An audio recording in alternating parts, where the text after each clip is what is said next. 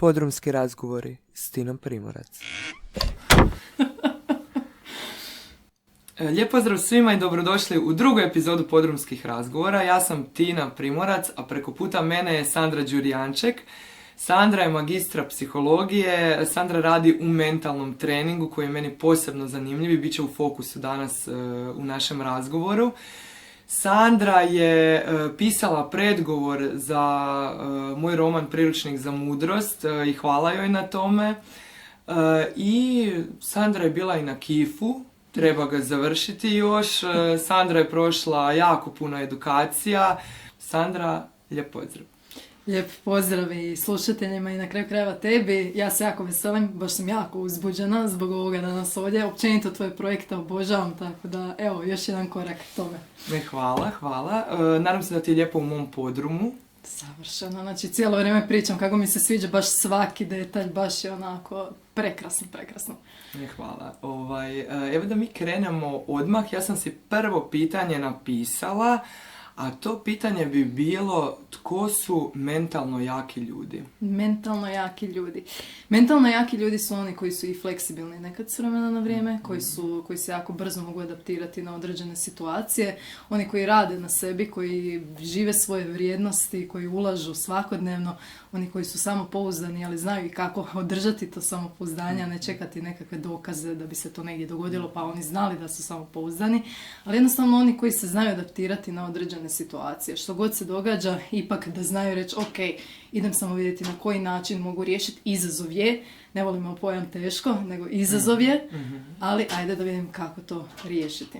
Sad si rekla nešto zanimljivo vezano za samopouzdanje, znači ne čekati dokaze da nešto mogu. Kako se to radi? Kako da imam samopouzdanje bez ikakvih dokaza? Pa mi kažemo da je samopouzdanje kao nekakva vjera u sebe. Ako kažemo vjera, pa onda to nekako sluti tome da ne bi trebali imati dokaze, ali tako? Nego bi trebali vjerovati ono što možemo kontrolirati, ono što jesmo unaprijed pripremili, ono koliko smo ulagali u svoj rad, koliko smo se pripremali, koliko znamo sebe kontrolirati. Znači ono što smo do sad napravili u svoj posao bi trebali vjerovati, a kakvi će ishodi biti? Oni su na kraju krajeva često van naše kontrole. I onda sad čekamo dokaz da bi rekli, ok, ja sam sad samopouzdan, samo ako imam dobar dokaz. To je krivo, samim time si stvaramo još veći pritisak, jer što ako nema dokaza? Poanta je usmjeriti se na ono što stvarno možemo, što možemo kontrolirati i što smo odradili prije toga. A što možemo kontrolirati? Na što bi se mi trebali usmjeriti? Za početak ima jedna tehnika koja je meni super draga, znači ona je možda jedna od najbržih, najjednostavnijih, a može napraviti ogromne promjene. To je stav tijela, sam po sebi. Znači mi kad pogledamo bilo gdje god dođemo, pa važnije je ono što neverbalno nekad prezentiramo, znači nešto kako smo to rekli, a ne što smo zapravo rekli. Jer te informacije primamo. I onda krećemo staviti tijela koji kaže, ok, mi gledamo nekog izvana i možemo primijetiti je li neko samopouzdan ili ne. Je možda pogled prema dolje, kakva su ramena, jel se trese, kakva je situacija, znači ono koliko je osoba stisnuta ili jednostavno vlada tim određenim prostorom tako što ga i zauzima. Međutim, osim što mi šaljemo nekakvu poruku na van, ono što se negdje putem dogodi je da šaljemo i na unutra, na naše tijelo. Jer su naše misli, osjećaj i ponašanje i naša fiziologija međusobno povezani. Sad ako kroz ponašanje kaže ja idem sad glumit da sam dobro, znači diću glavu, ispreću ramena, jer je to fizički zapravo više manje svima moguće. Znači to ću napraviti fizički, pa čak mi je 2 do 3 minute dovoljno nekad da se napravi promjena na razini fiziologije i hormon kortizol, hormon stresa, krene padat, a hormon testosteron krene rast i mi se zbog toga osjećamo samopouzdanije. I to onda ide ona popularna rečenica fake it until you make it until you become it. Nekad je dobro glumit da smo sigurni i samopouzdani, a onda stvarno možemo nekad i prevariti sebe i postati uistinu takvi. Ovo mi je u principu, ova tehnika, to sam gledala na TED Talku, jel tako? Sa Harvarda jedna profesorica, čini mi se. I znam da često govorim djeci da u prirodi u stvari, ne znam, sve se životinje pušu, da se čine veće, ne znam, majmun diže ruke u zrak. I to kada pobjeđujemo kako dižemo ruke u zrak, to bi bilo to u stvari. Znači mi prirodno kada jesmo puni samopouzdanja, pa sad sam se sjetila čak i svadbe i nekakve fešte, dižemo ruke u zrak kad se dobro osjećamo, ne spuštamo ih i nismo se usukali u sebe. To je tako, bilo kakav oblik, slavlja najčešće ide tako izgleda. To. Znači to nije samo do nekih pjesama, to je... Ne, stvarno ima nešto svoje. To mi je jako zanimljivo. Znam kad sam bila kod tebe pa si ti rekla nađi neku svoju pozu, nešto, evo, kad sjedneš, kad se namjestiš kako se osjećaš samopouzdano i znam da sam već prije, kad sam bila gledala taj TED Talk, da mi je to bilo jako zanimljivo da se možeš na razgovor za posao sakriti u WC i dignuti ruke na minutu u zrak da bi krenulo to samopouzdanje. I bilo mi je super jer sam negdje bila čitala da u principu, na primjer, baš za razgovor za posao kada dođemo, mi najčešće sjedimo u čekaonici i gledamo mobitel. Znači, prirodno smo, pogrbimo se, stisnemo se i u stvari odmah se nekako i počnemo osjećati možda manjima od makovog zrna. Pa točno tako, ja se sjećam recimo za vrijeme faksa, baš je bio kolega jedan, znači to je najčešći scenarij, imamo jednog štrebara koji je sve naučio, ali ekstremno anksiozan, jedva išta izađe iz te osobe van, i onda imamo osobu koja je onako lila, nije baš nešto previše pripremljena, ali šta radi ta osoba? Ta osoba glumi da je okej, da će to laganini odraditi i tako dalje. Da smo baš bili na nekom ispitu iz statistike, doduše to je bilo na kineziološkom, a ja sam na psihologiji imala već statistiku, pa mi je to bilo ovo je piece of cake, neću se toliko zamarati s ovime jer već je poznata priča. I sad kolega pored mene dolazi na usmeni ispit, on se trese, on se stiso, on ne može, znači on se sav se zatvorio u sebe, ja gledam u njega, meni je već počeo prenositi nervozu koja onako sam bila tad stvarno okej, mirna. I naravno da to onda ostaje, on je možda tada znao možda bolje sve definicije, formule i tako dalje, ali činjenica je tada nije ostavio dobar dojam. Jer jednostavno neverbalno je odražavao nekakav dojam nesigurnosti, možda potencijalnog nepoznavanja gradiva ili nečega, samo zato što je ostavio takav dojam, što ne znači da je to tako uistinu. Dok meni, ako je to bilo onako, ok, sam se s tim, snaći ću se, i stvarno sam se snašla i tu ja jesam dobila na kraju dobru ocjenu, nažalost nije dobro prošao, iako kažem, pitanje je li uopće pokazao znanje koje je stvarno pripremio, vjerojatno nije. I to je zezata priča. Sad sam se sjetila opet u školi, znači svi smo imali vjerovatno jednog kolegu ili kolegicu koji su uvijek bili pripremljeni, ali jednostavno izvedba je štekala i sjetila sam se prijatelja. Znači bio je prozvan i čak ne samo da je dobio jedan, nego je dobio opomenu u dnevnik jer je počeo i tikove imati, počeo je treptati i profesorica je mislila da vrti očima na nju, kao da mu je dala jedan. I u principu koliko je taj naš strah degradirajući zapravo. Je, iznimno. I stvarno nam može narušiti performans nepotrebno, jer stvarno možda kažem, dobra je bila priprema, ali jednostavno tog jakog velikog fokusa kako ćemo mi ispast, hoćemo li se dobro prezentirati, kako će biti mišljenje od drugih u bilo kojem kontekstu, to nas zna paralizirati. Onda stvarno može doći do tih blokadica koje mi kažemo na vrhu mi je jezika, ali ne ide ili jednostavno krenemo mucat i onda samo bude performans sam po sebi, izvedba jednostavno nažalost narušena. Kako se, sad smo se dotaknuli opet mišljenja drugih, cijela prošla epizoda je bila posvećena tome zašto imamo taj strah od drugih ljudi, od procjene drugih ljudi, pa ću sad opet i tebe isto kao stručnjakinju pitati kako se možemo riješiti tog straha od drugih, od njihove procjene ili kako, da li možemo postići da se jednostavno s time ne zamaramo, ako se od toga ne možemo skroz odvojiti, da nam to nije u nekakvom fokusu. Pa ono što isto meni je bilo jednom zanimljivo, imala sam jednu klijenticu, ona je odvjetnica, dosta onako i visoko pozicionirana i dobro ide, može rasprave voditi bez problema, ali u trenutku kad bi trebala braniti na doktoratu, tu je nastao problem jer se krene zamarati sa svakim detaljem.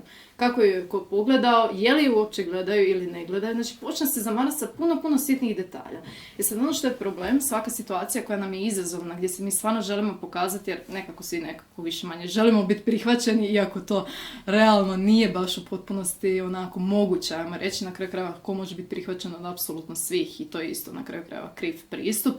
Ali stvar je u tome da jednostavno kad je ona tako stvarno gledala cijelo vrijeme svaki taj detalj, ona sad mora njih impresionirati. Ona mora pokazati ko je. I sa svim tim moranjima si stvorila pritisak, jel tako? I sad u toj situaciji gdje je to izazov veći, jer da je, gledaju nas ljudi, moram stajati, moram nešto pričati, znači sve to nama diže nekakvu razinu pobuđenosti živčanog sustava, našu fiziološku aktivnost. I šta se onda dogodi? Nama se fokus sužava. I ako se suzi na krive stvari, a to je da promatramo što drugi kažu, to znači da imam puno manje fokusa na ono što stvarno trebam reći.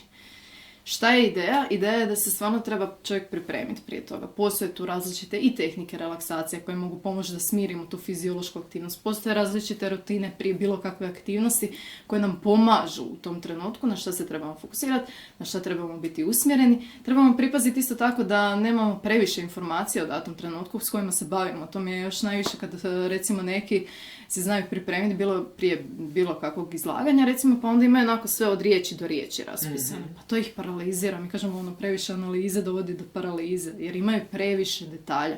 Ne, treba pojednostaviti 2-3 najbitnije stvari. I tako kažem, ima raznih sitnih tehnika koje nam mogu pomoći da se jednostavno ne bavimo s tuđim mišljenjem, nego s onim što mi radimo. Jer na kraju dana, ako smo mi fokusirani na ono što mi radimo i što trebamo napraviti kako treba, mi ćemo i povećati vjerojatnost da će imati drugi bolje mišljenje. Nećemo ga garantirati, ali ćemo povećati. A fokusom na njih ćemo smanjiti našu izvedbu. Zanimljivo mi je bilo na početku si već, kad sam te pitala za mentalno jake ljude, spomenula prilagodbu.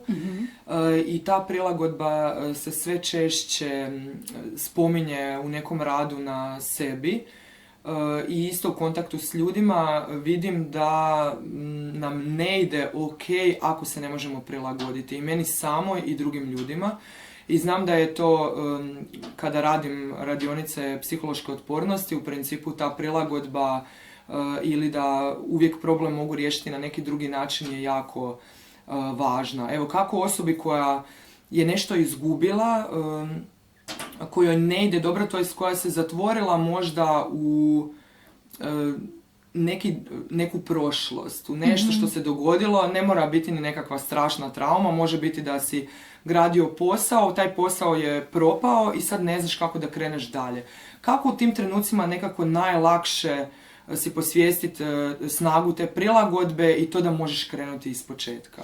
Pa da, mislim ono što je problem je nekada smo previše usmjereni na stvari koje su se dogodile prije, odnosno nekakva negativna iskustva i da, ostavili su sigurno one traga, što na fiziološkoj razini, što na misaonoj, negdje su ostavile traga. I onda što je naša tendencija? Izbjegavati nelagodno, jer ko voli neugodno? Svi idu više prirodno prema onome što im odgovara, nelagodno će izbjegavati. Normalno da se ne trče baš izlagati ponovno na tome.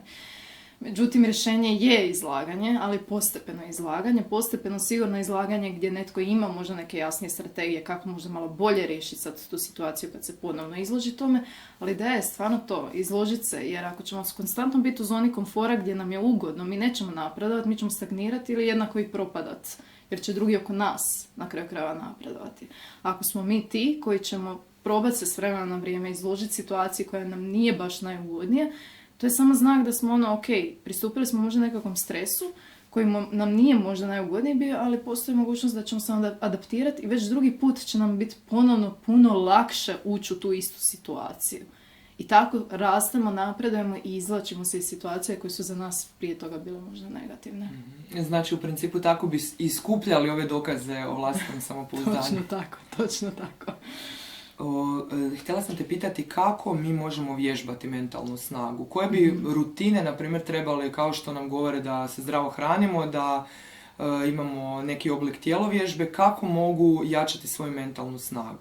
Mislim, u mentalnu higijenu treba ulagati. I to neprestano. To nije ono ja ću sad jedan period ulagati pa ću kasnije prestati. Znači, to je ista stvar kao i tjelesna aktivnost, to je ista stvar kao i prehrana i čak i ta dva aspekta tjelesna aktivnost i kvalitetna prehrana doprinose mentalnom zdravlju. Znači, to je sve jako, jako usko povezano.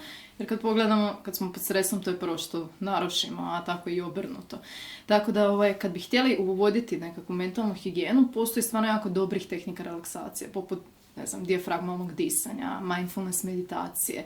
Postoje stvari kao što su pisanje određenih dnevnika, ali koje imaju svrhu, koje nisu ono samo, sad samo izbaci van, nego možda imaju i neke konkretne podloge, zadatke, možda nađi 3 stvari s kojima si zadovoljan, 3 stvari koje su možda mogle biti ne loše, nego mogle biti bolje u tom danu, pa onda si mala ciljeve postaviti ili recimo kroz nekakav trud, mjerenje truda u nekim zadacima. Znači, postoje, kažem, sitne stvari koje možemo raditi svakodnevno, a da nas unaprijede u određenim stvarima na kojima želimo raditi. Zanima me sada, za neke ljude kažemo da su za nešto rođeni, ne znam, rođeni vođe i znam da je ta rečenica milijun puta pala u vodu, da niko nije rođeni vođa, neko može biti glasan i može mu prirodno biti da stoji pred puno ljudi, ne znači da je dobar vođa.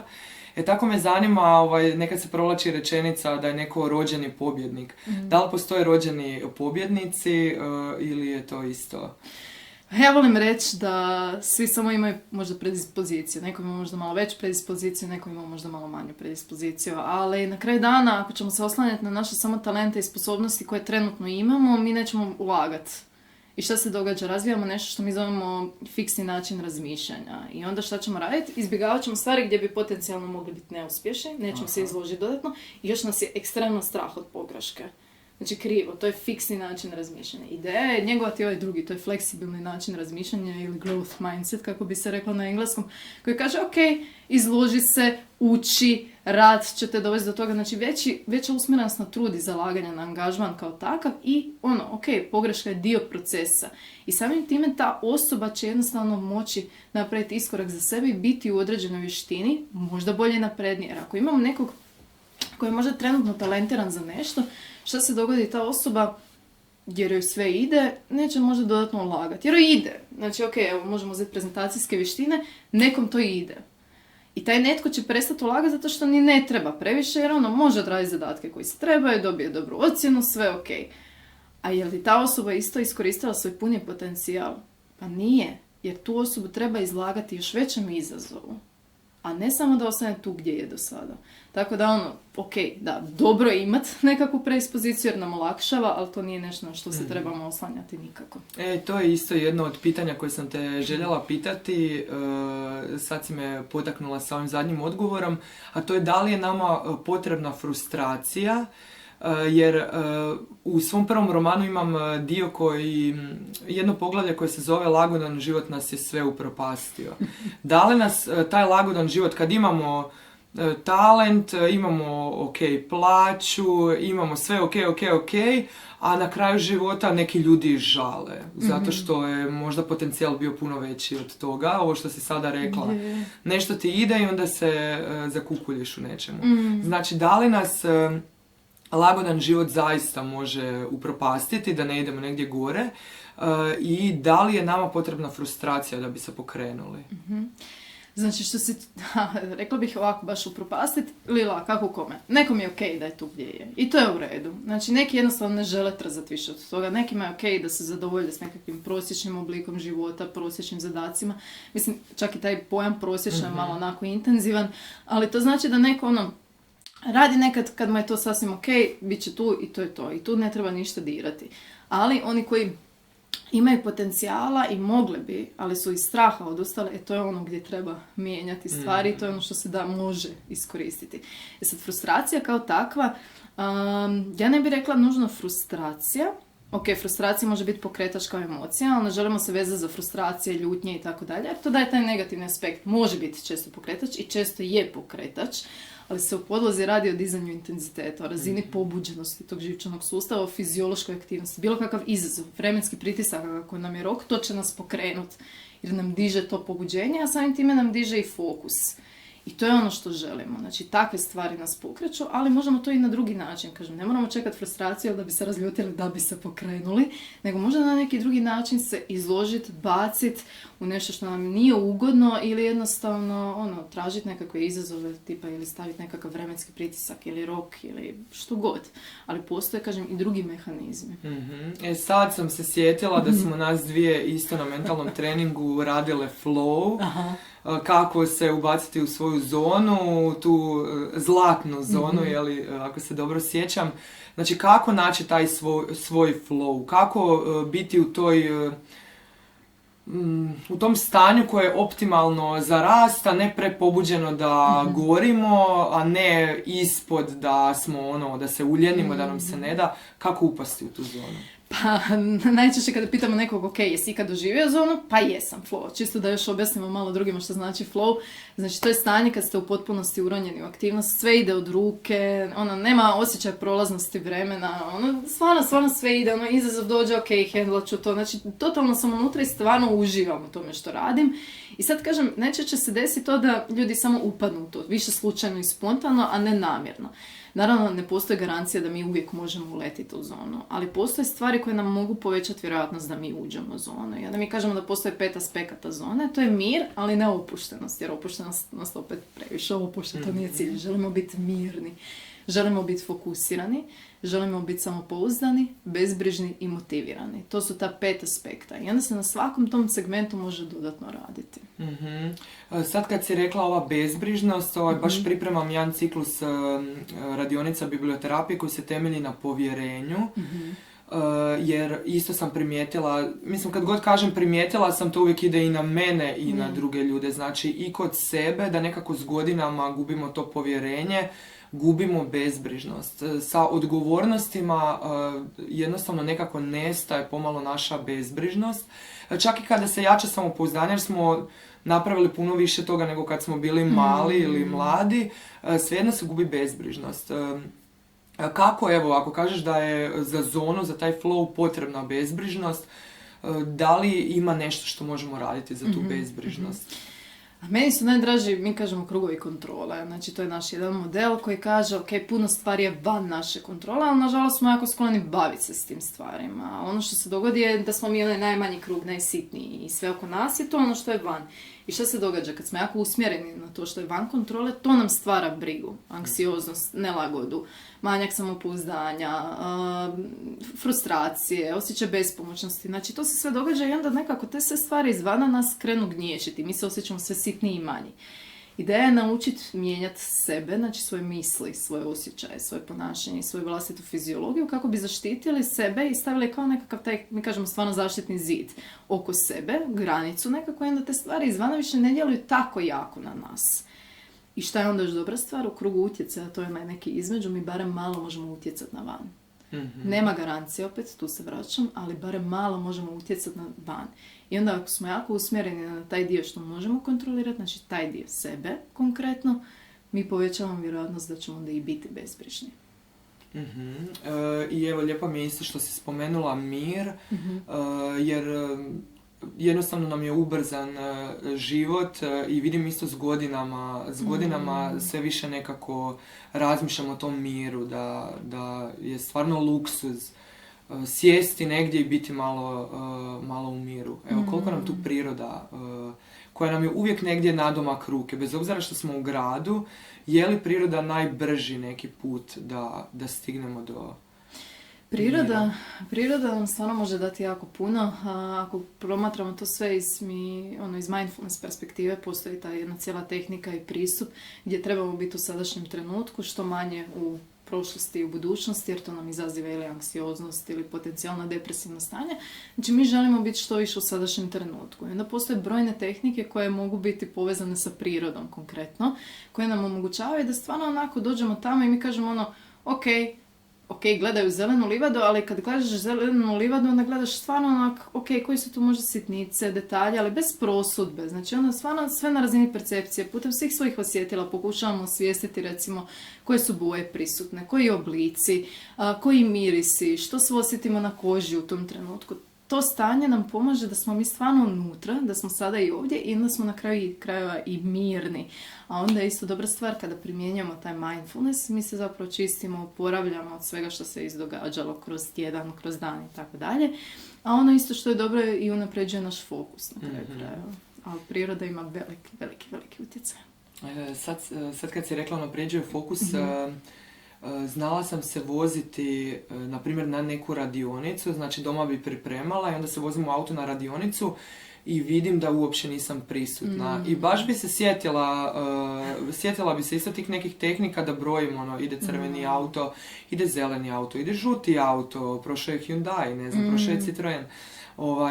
Da stvarno se čovjek vrati, znači da bude u ovdje i sada. Evo koliko često mi boravimo negdje gdje nije ovdje i sada. Većinu vremena, ako gledamo opću populaciju, većinu vremena. Znači, šta se događa? Ako smo jako usmjereni na budućnost, to izaziva anksioznost, nelagodu, strah i sve ostalo što dolazi s time, jer što će biti. Opet ako gledamo na prošlost, ok, tu često dolaze emocije poput grižnje savjesti, krivnje, ljutnje, tuge, jer nismo zadovoljni s nekim stvarima koje su se događali prije. I onda stvarno ljudi znaju biti jako puno tu, neko će možda biti više u prošlosti, neko više u budućnosti, neko čak i kombinacija, ali da, to se jako, jako puno događa i onda se desi onaj efekt koji mi kažemo overthinking ili pretjerano razmišljanje, trebamo leći spavati i onda krene vrtlog misli. E pa to je to, ali to je najčešće su to misli vezano uz prošlost ili uz budućnost. A onda se postavlja pitanje, a mi možemo kontrolirati prošlost i budućnost? Pa ne možemo, prošlost se dogodila, pa makar bila 3 sekunde prije, na primjer, ok, ne znam, održali smo prezentaciju, to držimo prezentaciju i rekli smo slučajno jednu riječ krivo. Ona se već dogodila 3 sekunde prije. Ako ću se ja sada baviti dalje s njom, ja ću još više grešaka naredat. Ne, ona se dogodila, ona je sad van kontrole. Ali tu grešku mogu iskoristiti kao povratnu informaciju na koju ću raditi u budućnosti. To je to. Znači, samo prošlost koristimo kao povratne informacije. Dok budućnost, ok, šta mogu napraviti? Neki kažu kao, mogu mijenjati budućnost. Ne, jer kad se mijenja to? U sadašnjem trenutku. I sada možemo napraviti prevenciju. I onda kažem, nije baš da možemo kontrolirati jedno i drugo, i onda se opet kažem, postavlja pitanje zašto mi sebi pažnju uopće zaokupiramo toliko s tim informacijama i ostavimo jako malo za ono na što možemo trenutno reagirati. I ovo me sad opet sjetilo, recimo, evo sada, ako u bilo kojem trenutku počnem razmišljati koje ću ti iduće pitanje postaviti, gubim taj ovdje i sada i pogrešnu rečenicu, na primjer, izgovaram ili neku riječ pogrešno kažem. I tako isto, znam kada čitam tekst na biblioterapijskim radionicama, većinom čitam bez greške, ako počnem razmišljati šta nakon ove vježbe radimo, odmah iduća rečenica nešto krivo pročitano. I to je u stvari to, znači naša bi izvedba bila bolja kada mi ne bi mozgali koju sjeo u publiku, kako nas je neko gledao, što će reći klijent kad se sad javi, ne znam, na poziv. Znači, u principu, kada se mi samo zamarali sa ovim trenutnim šta je, imali bi bolju izvedbu, ali mi trčimo negdje naprijed i... U strahu da nešto moramo prevenirati, nešto napraviti, a zapravo to sada treba napraviti. To je to, nema to druge priče. To smo radili i na glumi, isto. Prošli put sam, sad sam se sjetila. Uvijek se nečeg sjetim, ja se jesam pripremila, ali evo, uvijek mi vaši zanimljivi odgovori me podsjete na nešto, pa imam zanimljivije pitanje nego koje sam si na papir stavila. Mi smo i na glumi sa profesoricom baš radili vježbe koje nas ostavljaju u ovdje i sada. I meni nije bilo jasno, recimo jedna od tih vježbi se zove nešto zip, zep, zop, znači moraš točno govoriti te riječi, odgovarati nekome na te blesave riječi isto, ako si rekao, ne znam, zip, mi mora vratiti isto tako ili nemam pojma, nije bitno, ali uglavnom su blesave, nekakve izgovaranje blesavih riječi. I mi smo sad to radili po uputama, nije mi bilo jasno zašto to radimo i onda smo ispadali, čim kažeš krivo ispadaš i poslije profesorica rekla kad si ispao si kada si počeo razmišljati što će onaj prije tebe koji tebe proziva reći, jer ti moraš njemu onda odgovoriti. I to sam skužila stvarno i kad sam kasnije svojim glumicama u kazalištu, kad smo radili isto tu vježbu, mi je bilo kako svaki put kad počnemo mozgat, to je to, idem prevenirati unaprijed, da li će mene prozvati u tom trenutku, da li ću ja uspjeti tako jako brzo reagirati, ne reagiram brzo, nego kažem krivu riječ. Totalno krivo. Kad se opustim i kad samo go with the flow, kad osjećam sve te pokrete i ne usmjeravam se kada će biti moj red, puno brže i puno bolje reagiram. Je, u svakom slučaju. Mislim, jako puno ima poveznice između glume i, ajmo reći, našeg područja. Na kraju krajeva sad smo čak i pokrenuli projekt koji imamo glumicu uključeno i gdje ćemo raditi na javnom nastupu kod djece, recimo, specifično. Jer stvarno ima puno preklapanja u tim alatima i tehnikama, ali točno ono što se desi, znači mi smo jako fokusirani na to što ćemo napraviti. To je obično može biti najobičniji razgovor u kafiću. I šta se pretvori taj razgovor? U pasivno slušanje. Jer neko nama nešto priča, a ja sad već razmišljam, šta ja trebam reći, kako da odgovorim na to. ne valja, nije dobro i onda se desi da negdje odemo, da može neku informaciju ni sa glavom odemo, naravno, da jednostavno tu informaciju da izgubimo u tom trenutku. Nismo čuli što je osoba rekla, osoba nam postavi pitanje i onak, izgubili smo se u prostoru. Šta je ideja? Ideja je aktivno slušati. Aktivno slušanje obuhvaća biti sada ovdje, pratiti. I nekad stvarno ne moramo ispasti pametni. Nekad je stvarno ok samo da slušamo i možda postavimo još koje potpitanje i više se usmjerimo na drugu osobu. I to je to. Ali ovo gdje mi konstantno moramo vidjeti aha, šta ću, šta smijem, šta ne smijem, to nas stvarno izbaci iz ritma. To je isto naša profesorica na psihologiji u srednjoj školi, to nikad neće zaboraviti. Baš je rekla, mi većinom ne slušamo ljude, nego razmišljamo što ćemo mi odgovoriti. I tog sam se milijun puta isto sjetila. U principu, da li ja i u kojoj mjeri kada ja u stvari slušam drugu osobu. I opet se vraćam na tu biblioterapiju, jednostavno sam zaljubila sam se u tu biblioterapiju. Ljudi stalno pitaju šta se događa, zašto to daje tako lijepe rezultate, to jest iza tih radionica se tako dobro osjećamo i ja i ljudi koji su na radionici. I baš sam razmišljala intenzivno nakon zadnje radionice što se to točno dogodi i bilo mi je da se dogodi slušanje, da se ljudi čuju i usred tog slušanja se događa ta empatija. Znači da je neko samo bio tu i da je neko samo čuo ma ne ni tvoju potrebu, ili da ti je neko zadovoljio neku potrebu, nego jednostavno su se ljudi imali priliku susresti, vidjeti. I shvatila sam da uvijek na tim susretima, kada krenu savjeti, kada krenemo, a mi uvijek spontano nekako opet želimo dati neki savjet i ti savjeti mogu biti divni, ali sam skužila da ta neka povezanost na dubljoj razini odleprša ko ptičica, kao da smo ju prepali kada mi krenemo opet s mozgom ići. Bez obzira koliko je taj mozak dobar bio i možda potreban, možda je nekom bilo ok, ali neka se povezanost gubi kada evo napustimo to samo da vidimo i doživimo drugu osobu i kada krenemo u mozganje. Bili se tu krila onda i nekakva tajna za razvijanje lijepih odnosa, za razvijanje dobrih, obiteljskih sam skoro rekla, obiteljskih i svakih drugih, znači dobrih međuljudskih odnosa. Pa sigurno, znači ono što si na početku sad tu spomenula je isto netraženi savjeti. Mi mislimo da kao želimo davati savjete, ali ljudi generalno ne vole netražene savjete. Nekad stvarno žele samo da ih neko čuje u tom trenutku, samo da ih čuje i pokuša razumjeti. Jer šta se događa? Često ti netraženi savjeti dolaze iz vlastite perspektive, iz vlastitog iskustva. Ali to ne znači da osoba preko puta nas dijeli apsolutno isto iskustvo. Iako zvuči kao da je to nešto slično, ali tu se stvarno možemo zeznuti. Jer smo dali nekakav savjet koji ta osoba zapravo tad nije ni trebala. Možda se samo trebala malo izventilirati u tom trenutku i samo je trebalo da je netko čuje. Ovo postane onako jednostavno višak. I ideja je stvarno da, za razvijanje odnosa, znači ajmo reći, stvarno ono što je jako važno za dobar odnos su dobre komunikacijske vještine, a pri tome mislim aktivno slušanje i komunikacijske vještine su s razlogom vještine jer se na njima može raditi, a nismo samo nužno rođeni s njima, tako da je to isto jako važan aspekt. Ali isto tako nekako onaj najvažniji dio je iskreni interes prema osobi.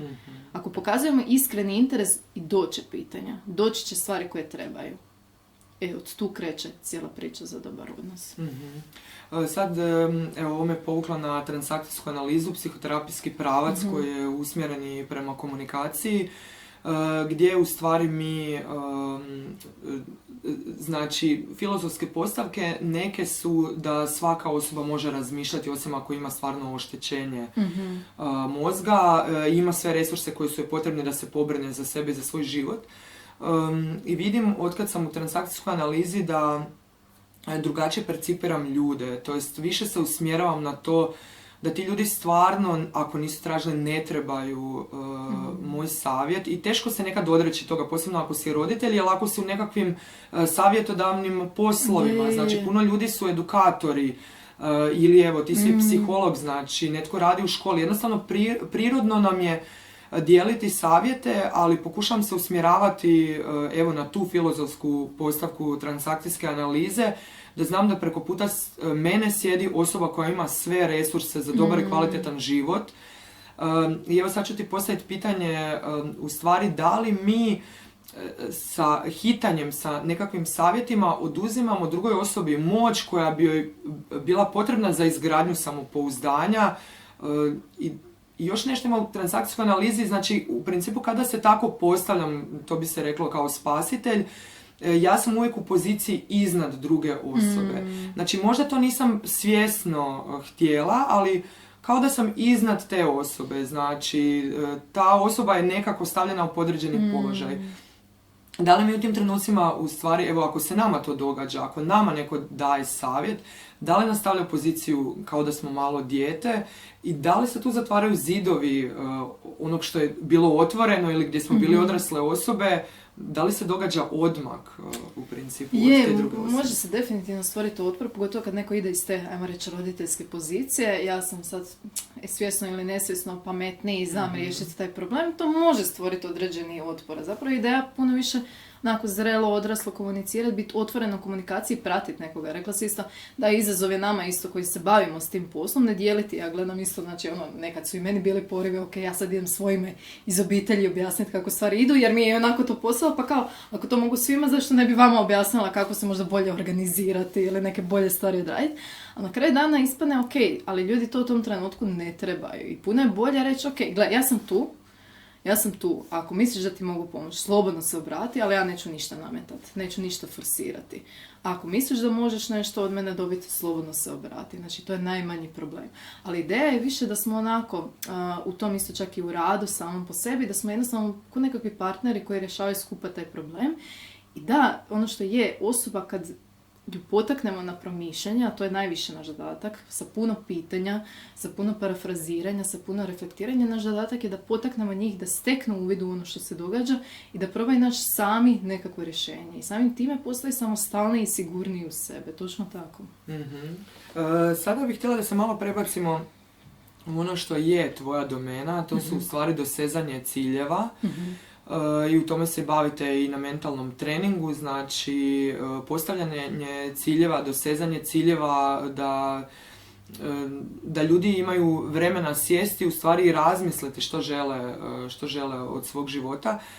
A ja bi sad prvo nekakvo negativno pitanje postavila, da nam ne bude samo lijepo i ugodno. U stvari, zašto ljudi, znam da nemaš odgovore na svaku osobu, ali evo nekako generalno, zašto mi odustajemo od svojih ciljeva? Što se to nama dogodi u glavi? Vjerojatno smo ih krivo postavili. Ja bih rekla da je to najčešći odgovor, jer to volim baš pitati, recimo kad držim predavanja, najčešće su mi dva pitanja isto to, tko je postavio ciljeve ikad u životu. Jednom, barem jedan cilj postavi, svi će dići ruku. Ali isto će dići svi ruku na pitanje ko nije jednom u životu ostvario neki cilj. Isto svi dižu ruku, jer nam se to događa. Ali najčešće zato što smo negdje fulali u postavljanju, jer postoje konkretna pravila. Prvo cilj kad postavljamo, bolje ih je postavljati na razini procesa. Što mi sve moramo napraviti, koji su koraci koje trebamo zadovoljiti da bi povećali vjerojatnost ostvarenja tog cilja. Jer to je ono što, opet kažem, vraćamo se, možemo kontrolirati, jel tako? A opet taj krajnji ishod je onako upitan jer mogu drugi čimbenici djelovati na njega. Ali onda ima isto dosta zgodan smart kriterij koji često znaju i ekonomisti iz svog područja, ali nešto što je primjenjivo na osobni rast i razvoj. Ti ciljevi često nisu specifični. Isto često bude zadatak, pitam ih ok, ajde svi postavite nekakav cilj za sebe osobno, u odnosu na druge, na karijeru. I kakvi ti ciljevi budu jako široki, jako generalizirani. Najčešće mi je primjer, želim popraviti kvalitetu života. Ma nemoj, otkud krenuti? Otkud krenuti? Od socijalizacije, prehrane, tjelesne aktivnosti, znači otkud, čovječe? Ok, ako ćemo uzeti samo jedno od tih područja, ajmo uzeti recimo primjerice prehranu. Super, ok, koji dio kod prehrane? Želiš izbaciti slatko, želiš više kuhati, želiš smanjiti količinu? Znači toga je tonu sitnih detalja, ali super je kad dođe prvi, pa bi mi sad odjednom sve to mijenjali i vjerojatno još milijun aspekata drugih. To ne funkcionira tako, jer svaka promjena, šta god da uvedemo, bilo dobra, bilo loša, svaka je stresna. Svaka, stvarno svaka, čak i ona najpozitivnija. Najbolji primjer, ja sam si uzela psa nakon što sam htjela 100 godina imati psa, a prije toga sam imala kad sam bila još u gradu prije. Tamo sam ih imala, ali kad sam doselila u Zagreb, nemam bi i znam šta je pas. Ali naravno, što se desilo, super je, obožavam ga, ali kao što je nekad je došao, to je značilo da se ja moram ujutro malo ranije ustati, malo prilagoditi više njegovim potrebama, možda ranije doći s posla. Znači, postoje te neke sitne prilagodbe gdje dobije se jako puno, ali zahtjeva od nas prilagodbu. I to je ono što mi zaboravimo. Mi zaboravimo šta ta promjena uopće obuhvaća sa sve i kako se ona uklapa u naš svakodnevni život. Osim što ciljevi moraju biti specifični, tako da budu jasni, da ih stvarno razumijemo. Ok, ako želim povećati količinu unosa vode, dobro, svaki dan ću, ako sam za sada na, ne znam, litri, svaki dan ću, to čak ne bih rekla ni svaki dan, nego u početku, možda 4 puta tjedno, ću probati da barem dođem na, ne znam, 2 litre. To je to. Dosta jasno i već sutra znam šta trebam raditi. Ali da je šire od toga, vjerojatno ne bi mi bilo baš najjasnije. Osim toga još moraju biti mjerljivi, moraju biti dohvatljivi, ali izazovni, moraju biti realni, moraju biti relevantni nama osobno i na kraju krajeva vremenski ograničeni, da bi ih stvarno uspjeli možda i ostvariti.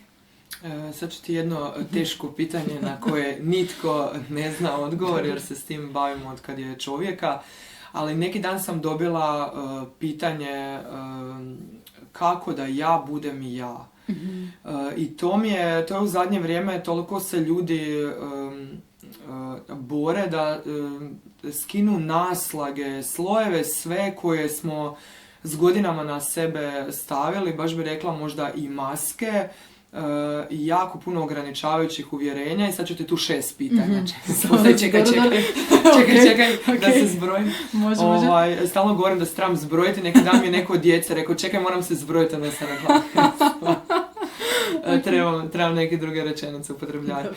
Znači zanima me i koliko ta ograničavajuća uvjerenja utječu na nas ili poprimanje, na primjer, taj mentalitet gubitnika. Kao što smo rekli, neko ima mentalitet pobjednika, da li se pobjednici rađaju. Mm-hmm. Tako mi se čini da jako puno mi glorificiramo i mentalitet gubitnika, tu su mi sad pale pjesme na pamet. Mm-hmm. Znači, ako upalim sada radio, mogu vrtiti stanice, vjerojatno će 90% pjesama biti ono, uvijek će mi tako biti, ja uvijek biram krivo, neka mi je tako. Znači, u principu nekako i njegujemo, kao da ima nešto ono mazohistički, nešto zanimljivo u tome da sam gubitnik. Da li nam to onemogućava isto da dosežemo svoje ciljeve, jer nekako podsvjesno već imamo i to opravdanje, pa i onako sam gubitnik. I drugo, evo kad ovo završimo, jer već dovoljno samo po sebi opsežno, me zanima to kako da ja budem ja.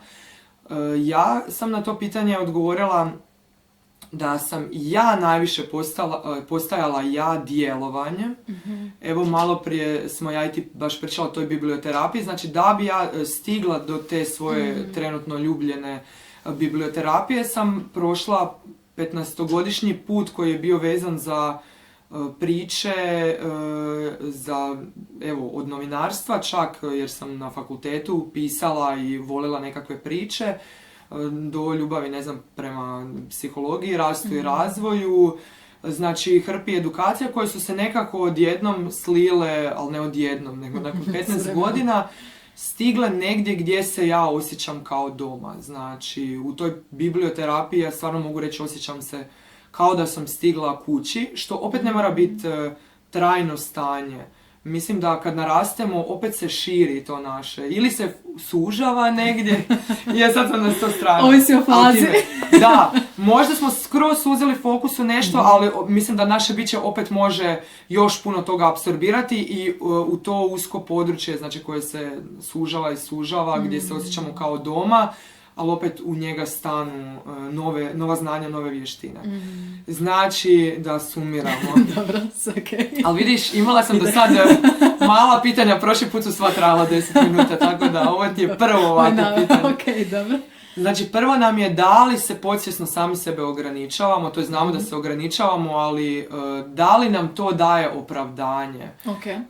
Jer ja mislim da mi nekad lakše odustat pa kao odbolovati, evo jadna ja, svemir je odlučio, nego se boriti. Znači, da li sami sebi u principu na to što se kukamo, ajmo tako zorno prikazati, da li je to naše kukanje u stvari samo da se ne moramo boriti i onda ćemo preći na ovo kako da ja budem ja. Pa prva stvar, dobro, kukanje dolazi pravo od nekog dijeljenja. Dijeljenje je ok, dijeljenje želimo, to nam stvarno može pomoći, sve na vrijeme dijeljenja je stvarno dobra stvar. Ali svaka ta nekakva vrlinica može prerast u manu kad ju prenaglasimo i kad se ona pretvori u kukanje.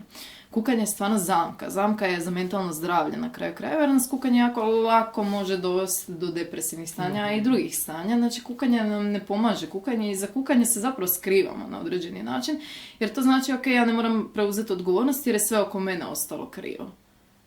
A ideja je naučiti preuzimati odgovornost, bez obzira na to, ok, dese se situacije. Svaka situacija ima predispoziciju za izazvati i stresnu reakciju, i problem, i šta god. Znači, stvarno se puno stvari može desiti. Nekad se i nakupi njih jako puno. Ali na kraju dana na nama je da preuzmemo odgovornost i da vidimo na koji način se iskopat iz toga. Dokle god kukamo, to znači da mi puštamo da se osjećamo loše. Tu je razlika. I ovo drugo, kako da ja budem ja? Kako da ja budem ja?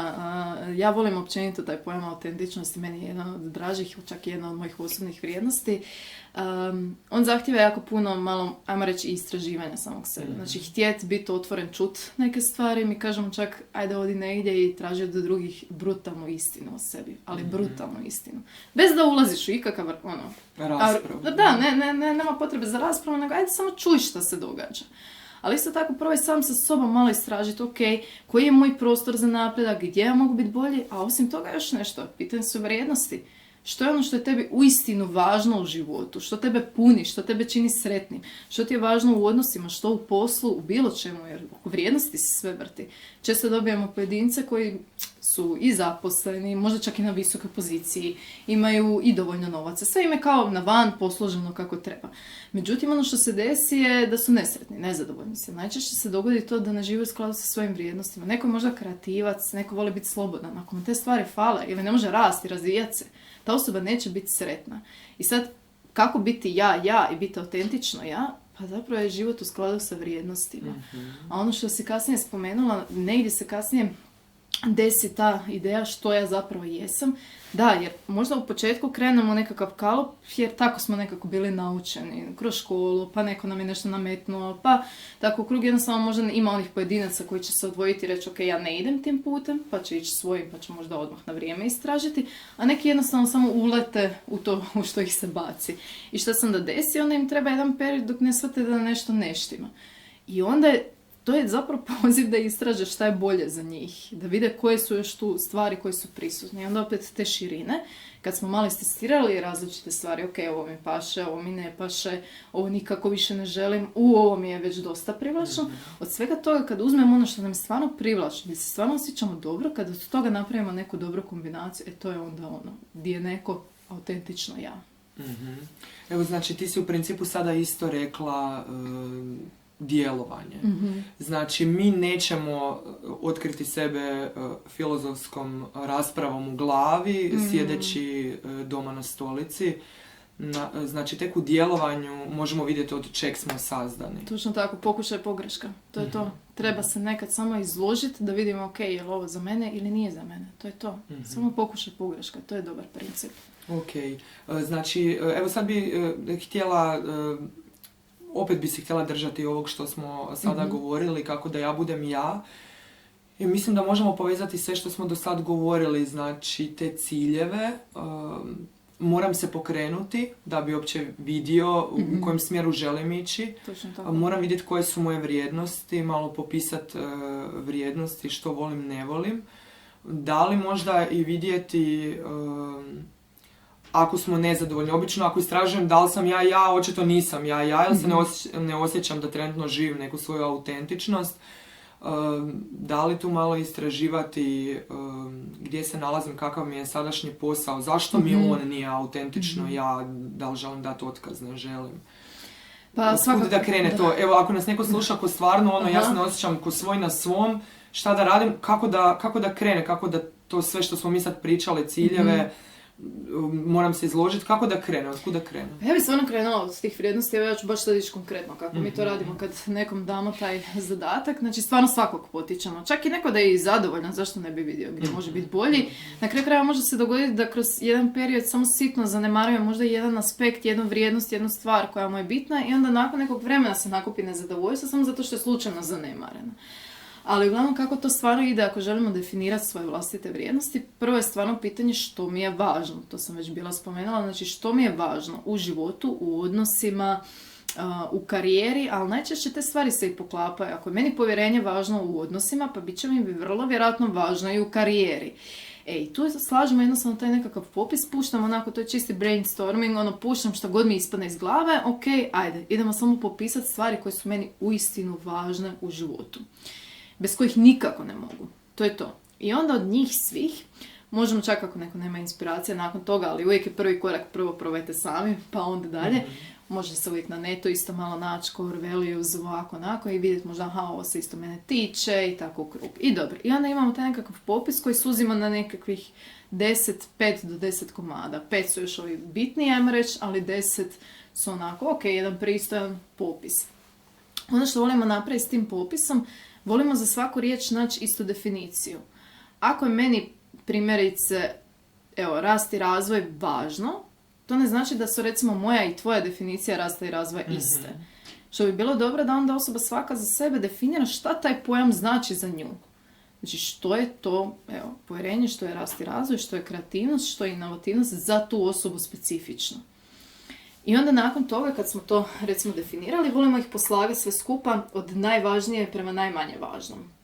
Ono što je zanimljivo, vrijednosti, te set vrijednosti se najčešće provlači kroz život. To je tako. I provlači se, kažemo, u svim aspektima života.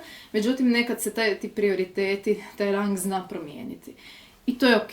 Ono što ljudi često pišu bude uvijek onako standard, nekako obitelj, neki se boje staviti novac i tako dalje, ali međutim mi želimo da odu malo dublje. Zašto uopće obitelj? Možda postoji neki konkretni pojam ispod toga, ili je to samo nešto što smo čuli svugdje, pa to sad mora biti važno. Ne, ok, šta znači onda ta obitelj? I tu je onda češće taj točniji odgovor za vrijednost. A isto tako novac, ne trebamo se bojati napisati novac, jer novac nekome može značiti, aha, to mi daje mogućnost edukacije, daje mi mogućnost putovanja, kretanja, znači daje mi puno više mogućnosti. Tako da se i od toga treba malo odvojiti što je recimo kulturalno prihvatljivo, a što ne. I onda nakon svega toga, nakon što smo ih poslagali trenutno kakvi su nam prioriteti koji se naravno u nekom trenutku mogu promijeniti, nakon toga jednostavno idemo, ok, idemo cijeniti od 1 do 10. Koliko trenutno živim, pod trenutno mislim zadnja 2 tjedna, mjesec dana, u skladu sa svakom od tih vrijednosti. I sad si ljudi ocijene i nakon toga ide ok, iduće pitanje. Ove koji imaju niže ocjene, na koji način ja mogu više živjeti u skladu s tom vrijednosti, što možda više trebam raditi, di se možda više trebam izlagati, da više živim u skladu s tom vrijednosti.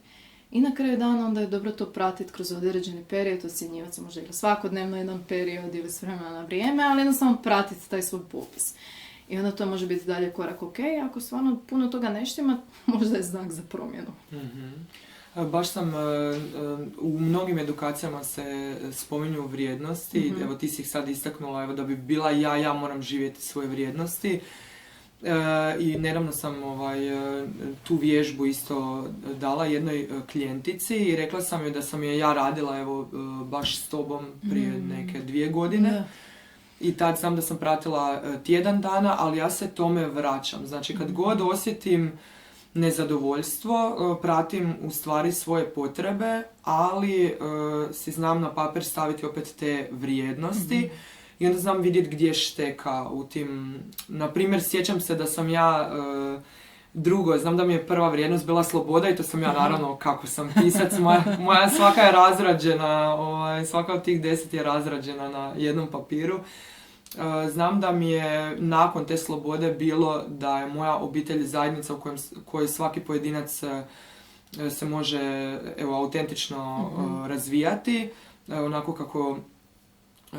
kako mu treba, znači da se svakome prepoznaju njegove potrebe. I znam da sam u tom trenutku prema tome baš formulirala, znači s tobom sam radila kad sam ja pokretala svoj biznis, ali znam da sam tada baš posvijestila da ja moram raditi ciljeve za obitelj. Znači imam 5 djece i kod nas se stvari ne događaju spontano, koliko god mi u stvari jesmo spontani, ali mi neke stvari moramo uplanirati. Ja znam da sam ja tada uplanirala, na primjer, planinarenje ili neke veće aktivnosti koje sam stalno htjela raditi s djecom i znam koliko sam se dobro nakon toga osjećala i dan danas.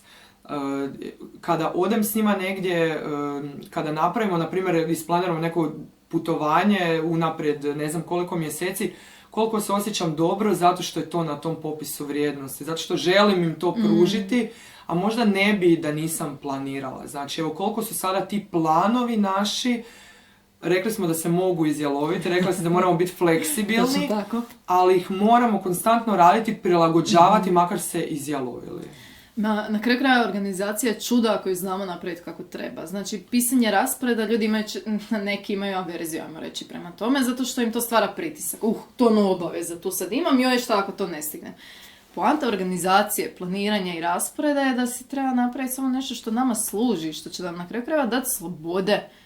Slobode jer ćemo isprazniti glavu, sa svim tim informacijama staviti na papir i reći, ok, to je stvar s kojom se danas ne moram baviti, jer imam u rasporedu da se u ponedjeljak, recimo, moram baviti s njom, ili utorak, ili neki drugi dan. I ono što je ideja, ako smo stvarno uspješni u stvaranju nekakvog rasporeda i organizacije, mi ćemo to napraviti da je stvarno u skladu s našim vrijednostima. Jer onda kad ga vidimo na papiru, mi vidimo, pa ja čovječe 2 tjedna nisam izašla van, igrala se s djecom, otišla na planinarenja, nisam ušla na izlet. Ok, to trebam čim prije staviti, jer postoji mogućnost, ako tako nastavim, možda potencijalnog i burnouta, sindroma izgaranja, kažemo mi na poslu ili bilo gdje u kreativnom radu. Znači, nije dobro. Ako mi trebaju ti aspekti, ok, super, ajmo to uplanirati, ajmo staviti u raspored, ali tako da nama služi.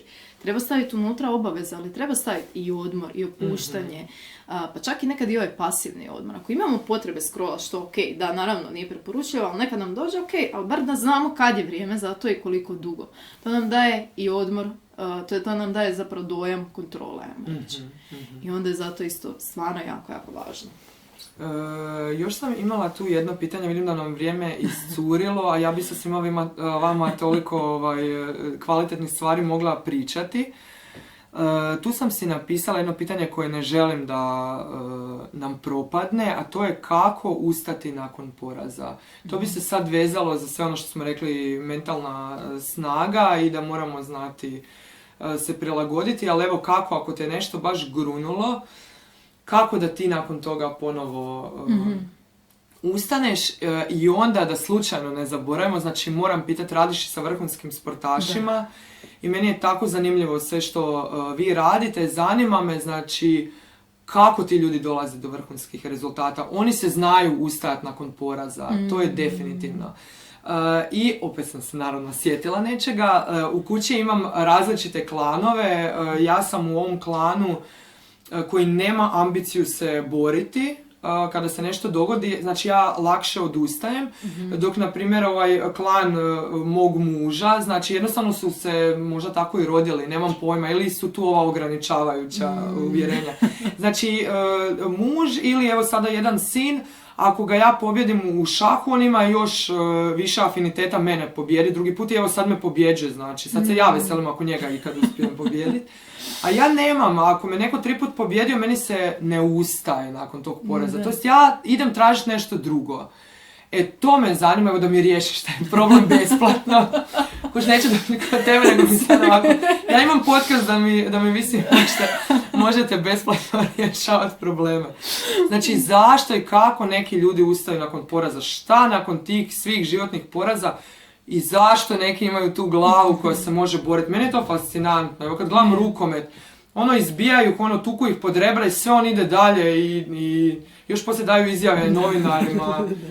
Ne znam, znači evo, recimo, ja to nemam u sebi. Ja sam ok u sportu, ali ja nemam sportski duh. Da. Ni taj, evo, borbe nekakve, ne znam.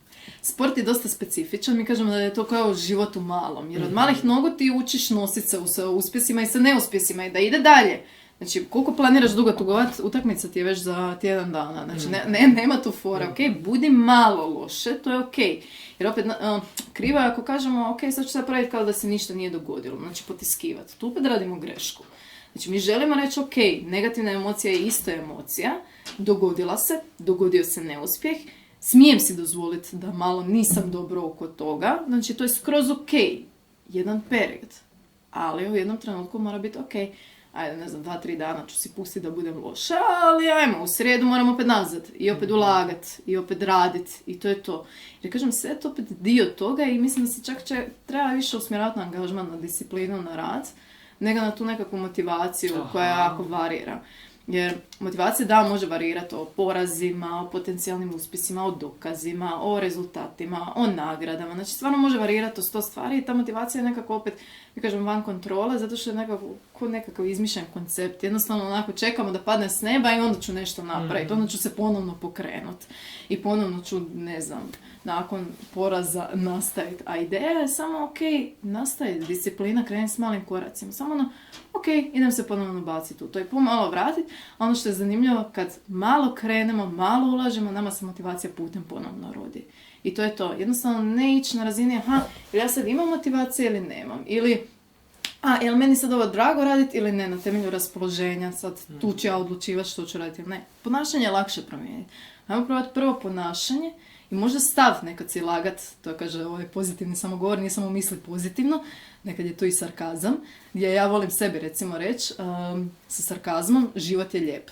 To sam znala raditi u trenucima kad bi onak sve išlo nizbrdo, doslovno sve ovako ide nizbrdo, ali sarkazam, život je lijep, bio u tim trenucima kao, dobro, meni u podlozi što znači, dobro, pun je izazova, snaći ću se, znači ako naučim ovo, znači ću i drugi puta puno bolje.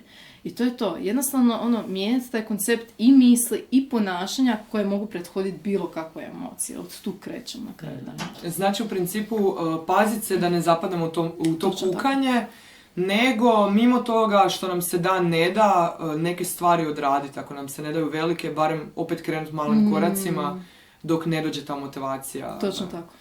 Prošli put, sad ćemo ovako završiti lijepo, prošli put smo pričali o logoterapiji, mislim da možda to nismo spomenuli, ali mi je divno kako je Viktor Frankl rekao da je sreća nus proizvod, to jest radost je nus proizvod nečega, nekog našeg djelovanja, da ona nije konačni cilj, znači da mi ne smijemo trčati za srećom, nego se ona događa kada djelujemo, ne znam, kada smo usrećili nekog drugog, kada smo pomogli, kada smo ustali iz kreveta i borili se taj dan.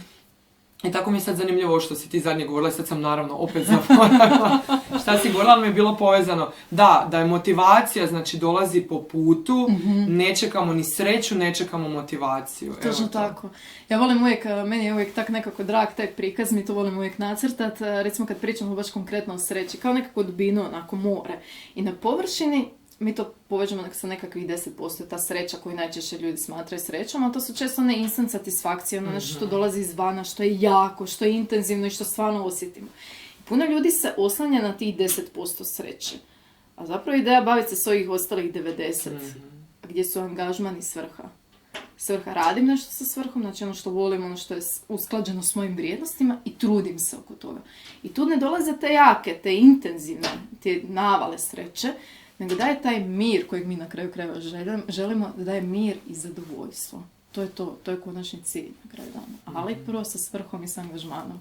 Sad, morat ću te zvati opet, sad otvorila se skroz jedno područje koje zaslužuje svoju emisiju.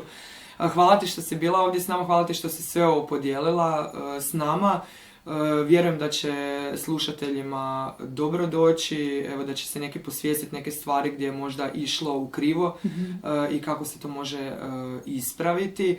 I meni je najljepše od svega što su ove stvari tako jednostavne. Nije to toliko komplicirano, samo se treba time baviti. Znači, jednostavno svjesno hodati i baviti se s tim stvarima. Hvala ti. Hvala tebi puno, baš mi je bilo lijepo s tobom danas. Puno hvala. Super, onda ćemo se vidjeti još koji put. Kako da ne. Evo i pozdrav svim našim slušateljima i čujemo se u nekoj od idućih epizoda. Bok!